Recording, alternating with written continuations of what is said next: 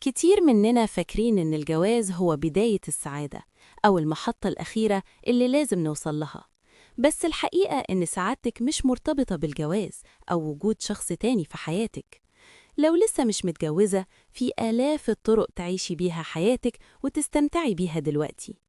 ممكن تبدأي يومك بكوب قهوة أو شاي في هدوء، تمشي نص ساعة في الطبيعة، تعملي رياضة صباحية حتى لو 10 دقايق، تسمعي مزيكا تحبيها وتغني معاها، تقري كتاب أو مقالة ممتعة، تعملي قائمة أهداف صغيرة لليوم، تجربي أكلة جديدة بنفسك، تتفرجي على فيلم أو مسلسل تحبيه، تكلمي حد من قرايبك أو صديق الدراسة، تنظمي غرفتك أو مكتبك، تشتري لنفسك حاجة بسيطة تخليكي مبسوطة، تكتبي يومياتك أو مشاعرك، تمارسي هواية بتحبيها زي الرسم أو التصوير، تعملي مشروع صغير، تزوري مكان جديد في مدينتك، تتأملي أو تمارسي تمارين استرخاء، تساعدي حد محتاج أو تعملي عمل خير في دار مسنين أو دار أيتام، تجربي أعمال فنية يدوية، تحضري حفلة موسيقية أو بودكاست، تتعلمي مهارة جديدة أونلاين.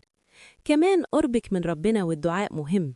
ادعيه يقابلك بالشخص المناسب اللي تحبي تعملي معاه أسرة. لكن خلي بالك، انتظار الجواز ما ينفعش يكون محور حياتك. حياتك ليكي قبل أي حد، وسعادتك مش مرتبطة بأي شخص تاني. وفي نفس الوقت، في حاجات لازم تتجنبيها لو عايزة تعيشي حياتك براحة. ابعدي عن أي حد يحسسك إن ناقصك حاجة ويتدخل في أسباب عدم جوازك. ما تحاوليش تقارني نفسك بحد، وبلاش تضغطي على نفسك علشان تظهري إنك عايشة حياة مثالية. خليكي بطبيعتك. السعادة مش مرتبطة بجوازك ولا بإنك توصلي لمحطة معينة.